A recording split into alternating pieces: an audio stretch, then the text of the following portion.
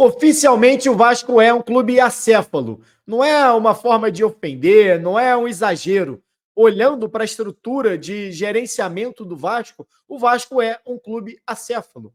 Nesse momento, Pedro Martins não é mais o diretor executivo do Vasco. Álvaro Pacheco não é mais o treinador do Vasco. Ou seja, às vésperas de mais uma janela de transferência, o Vasco, mais uma vez, fica sem um diretor executivo. Ou seja, alguém que iria trabalhar essas negociações, contratos, renovações, a montagem de elenco junto do diretor de futebol. Aliás, diretor de futebol que passou a ser o Felipe depois de muito tempo sem ter esse diretor de futebol, desde a saída do Abel Braga.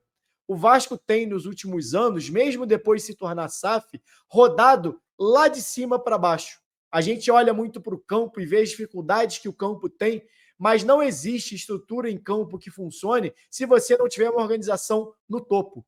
Futebol se faz de maneira vertical, de cima para baixo, não de baixo para cima. Não é o campo que organiza o clube, é o clube que organiza o campo. E o Vasco tem demonstrado, como SAF, como associativo, ao longo dos últimos anos, uma incapacidade imensa de gerenciar isso. Muito por conta, olhando agora para esse período de SAF do Vasco, muito por conta da venda para um grupo que não tem conhecimento nenhum de futebol. Hoje, quem faz a gestão é o associativo, na figura do Pedrinho, mas até bem pouco tempo era uma 777 que não tinha know-how nenhum de futebol. A gente, quando debate SAF, olha muito para valores, quanto que foi investido. E acho que esse é o grande canto da sereia no futebol. As pessoas estão olhando muito para os números de investimento e estão esquecendo de olhar para o conhecimento que pode vir agregado a essa venda.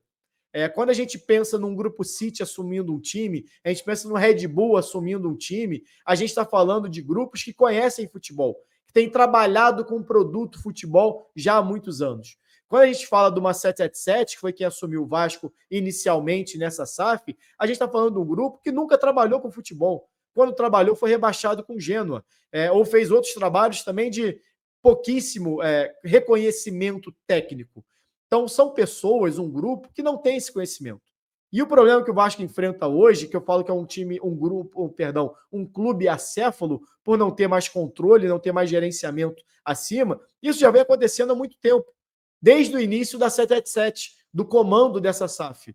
Porque o Vasco, em momento algum, o Vasco teve ali seu CEO, o Luiz Melo, depois o Lúcio Barbosa, e agora nem isso tem. Essa figura não existe mais. E mesmo abaixo dele, não existia mais a figura do diretor de futebol, porque Abel Braga assumiu e sumiu. Ninguém comandou.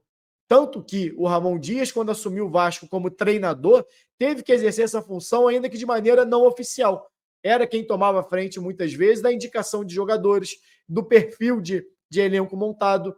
Teve que quebrar aquela ideia inicial de um time muito jovem, que era defendido pelo Paulo Brax, que passou a assumir essa função também depois da saída do Abel Braga, ou com o distanciamento do Abel Braga.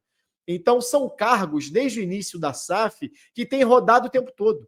O Vasco chega nesse momento indo para o seu quarto treinador desde que se tornou SAF. Aliás, se a gente for considerar a Série B, esse número aumenta, mas na Série A passou Barbieri, passou Ramon Dias, passou agora o Álvaro Pacheco e vai chegar no seu quarto treinador. E esse é só a base da pirâmide. O Vasco mudou também seus diretores. Foi o Paulo Brax, foi o Alexandre Matos e agora foi o Pedro Martins. E ainda teve uma lacuna de um mês sem diretor executivo, já após estadual com a saída do Matos. E agora, possivelmente, vai ter mais uma lacuna a ser preenchida às vésperas de uma janela. Quem é que comanda? Quem é que decide? Quem é que pensa o futebol do Vasco? Esse é o ponto.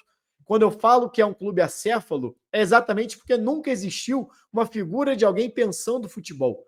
Porque a 777 não trouxe isso e o Pedrinho, com o mês, também não conseguiu definir isso.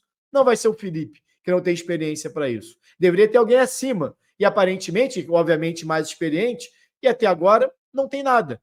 É claro que a saída do Pedro Martins agora ainda dificulta isso ainda mais. Porque além de você precisar de alguém, um coordenador, um gerente de futebol, que o Vasco não tem, ou não tem com know-how, com conhecimento, senão o Vasco não estaria aonde está, você vai ter que ter também um novo diretor executivo. Não é à toa que as pessoas batem no Vasco e saem. Que as pessoas ficam 2, 3 meses e não dá certo. Porque o problema está em cima. O Vasco é um clube acéfalo, onde ninguém pensa o futebol. Então, é natural que o seu time também seja acéfalo.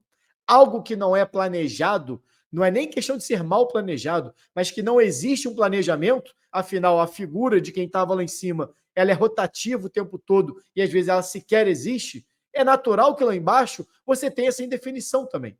Quando não há comando, é onde vira bagunça.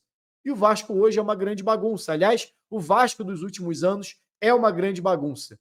A grande expectativa do torcedor quando o clube se tornou SAF era que tivesse uma estabilidade de poder e uma estabilidade financeira.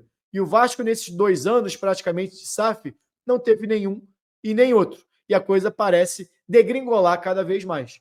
O Vasco, nesse momento, entrando na zona de rebaixamento, nesse momento o Vitória está vencendo, não sei se vai terminar assim o jogo, mas está vencendo o Atlético Mineiro e o Vasco está entrando na zona de rebaixamento mais uma vez na sua história. E parece que as coisas não tendem a melhorar, muito pelo contrário. A tendência nesse momento é piorar. Quem está em cima está saindo, quem está ficando embaixo está ficando perdido. E o que já era ruim está cada vez pior. Situação do Vasco muito crítica, com Álvaro Pacheco, sem Álvaro Pacheco, com Pedro Martins, sem Pedro Martins, enquanto não tiver um real comando vindo de cima para pensar e reestruturar essas prateleiras de futebol do Vasco, lá embaixo a coisa não vai andar. Vamos ver qual vai ser as cenas dos próximos capítulos. Eu já falei aqui e repito, não me surpreenderia se Ramon Dias voltasse ao clube, porque além de precisar de um treinador, o Vasco precisa de um diretor também técnico de futebol. Você tem o Felipe, mas você precisa de mais alguém ali junto dele. É pouco ainda.